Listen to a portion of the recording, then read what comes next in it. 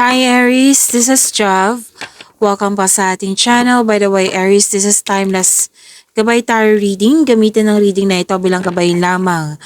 Tandaan, Aries, ito po ay general reading. Nakafocus po ito sa inyong career and money, Aries.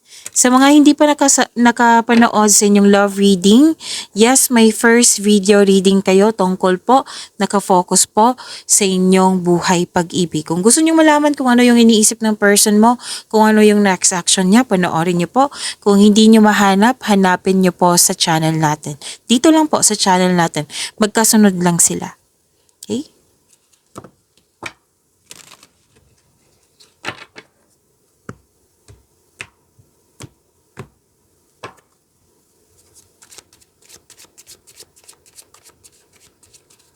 Aries, duality. Do not forget about the dual nature of people.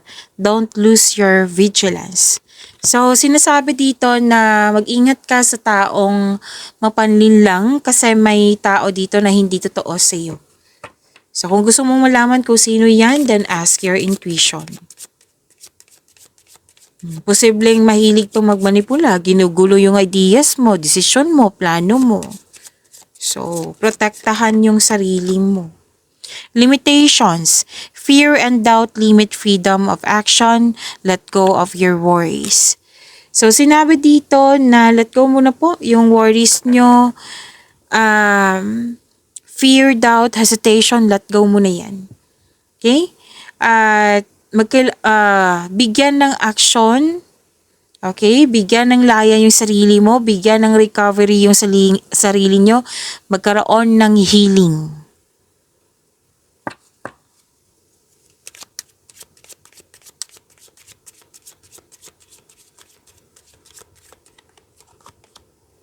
Wow! Success! Choosing the right direction and actively overcoming difficulties. Okay, this is good. You're on the right track. So, sinabi dito na success, tagumpay po ito. Claim nyo po, Aries. At sinabi din dito na nasa right path ka. So, yung mga challenges, difficulties, obstacles, ma-overcome mo iyan.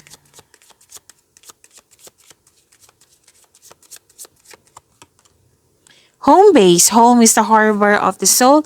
It's the safest place you can be. Change your environment. So, sinabi dito na magkakaroon ng some of you nagpasya na home base yung trabaho. Or home base na yung trabaho nyo. May nakita lang ako ditong deal, nakabenta ng bahay. At nakikita ko rin dito na may nag-uusap sa about domestic matters. And may balak or nagawa nyo na yung staycation nyo sa bahay kasi you felt calm, relaxed, and security pag nasa bahay kayo.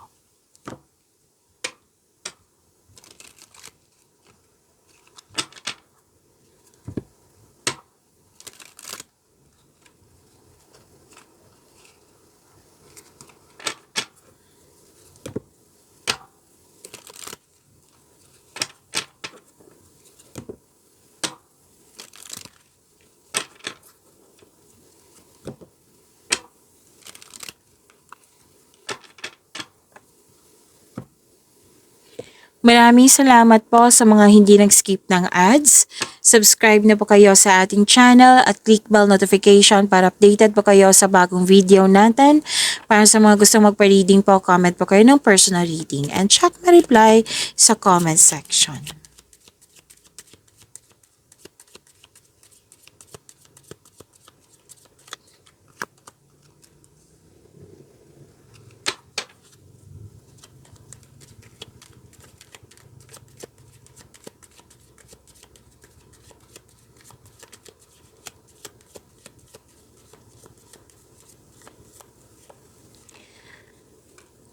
Okay, pagtatapos ng isang mapait na sinapit, nagaganap ang pagbabago po kasi may pagtanggap na po sa mga nangyari.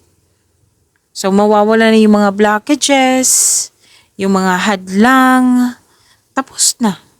Babagon ka na dito. At naging mas matatag Yan, mas maging confident. Mawawala na yung mga blockages, hadlang sa pananalapi, mawawala na yan. May parating na biyaya na magbibigay daan ng mas maunlad na panahon. So, kasi may acceptance na at may natutunan ka na sa mga nangyari sa nakaraan.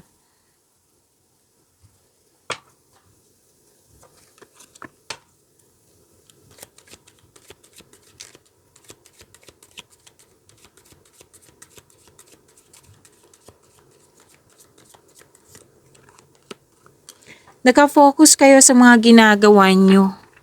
Nakatuon ka sa inyong yung layunin, project. At umiwas kayo ha sa toxicity na lumabas din siya dito. So, umiwas kayo sa toxicity kasi mukhang may toxic kayong kasamaan dyan. At may dumating na opportunity or project na bibigyan mo ito ng agarang aksyon. Kasi may nakita ko ditong very matapang ka, very confident ka. Yan. So, be careful lang po sa mga ginagawa at pinipiling desisyon.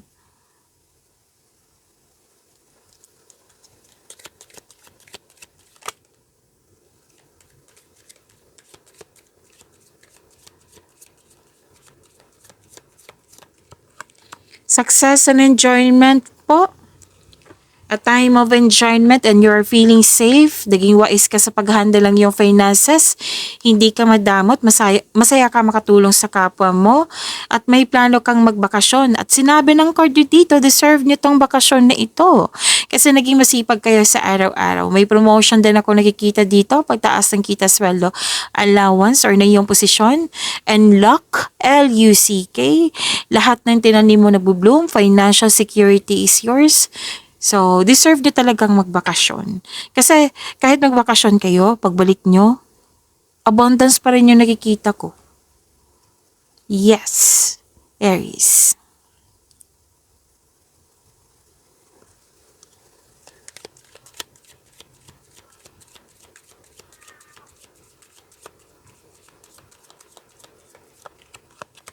Some of you are earning money as a teacher. Pwede din balik eskwela kayo or self-study ito.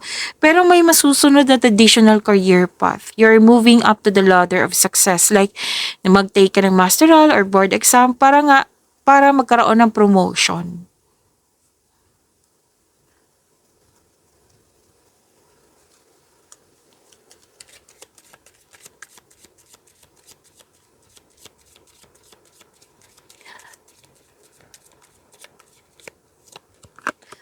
Mukhang may naalala kayo sa nakaraan regarding sa loss of connection or loss of things or loss of opportunity.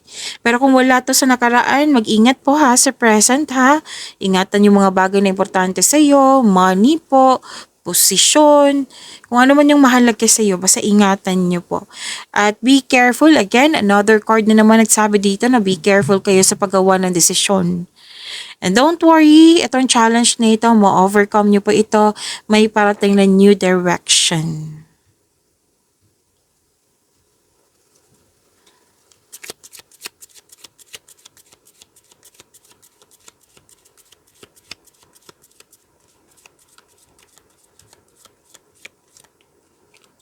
So may new chances. Chances po ito para palawakin ang iyong negosyo, trabaho. Yes, tatapusin mo yung mga ginagawa mo at magkakaroon po ng harvest time. Wow! Magkakaroon po ng financial growth and stability.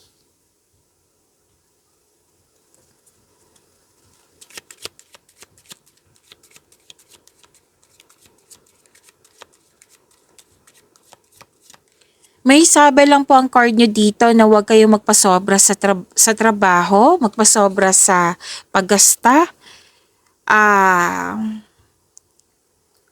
Pwede din, okay, workaholic nga eh. So, make it balance. Make it balance. Kung sa pagkasta ito, monitor your money, control your money, save your money.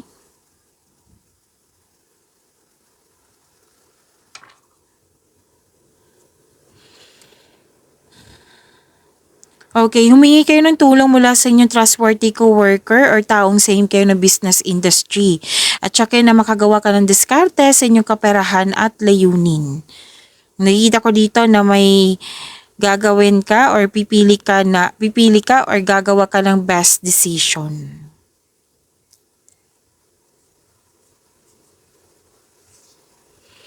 So, you're moving into a relationship role sa work or nakikita nilang magaling ka na leader o magaling ka sa mga ginagawa mo. Nakikita ko dito stable ka na sa iyong career and finances. Yan po. Huwag niyo kalimutan na mag-subscribe sa channel natin at i-click yung bell notification para updated po kayo sa reading natin. Maraming salamat.